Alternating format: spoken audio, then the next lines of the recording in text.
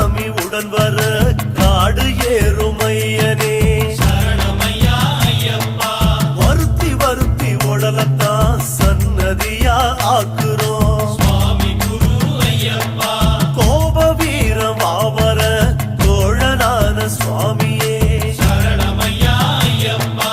காம கோப குரோதமே தவிடு பொடி செய்கிறோம் சுவாமி குரு ஐயப்பா. 10, 8, 18 படி வளரும் தெய்வமே சரணமையா ஐயப்பா. சொத்து பத்து எல்லாமே ஜோதிமயம் ஆகுமே சுவாமி குரு ஐயப்பா. அட்ட சித்தி வளர்த்திடும் கட்டுமுடி காவல்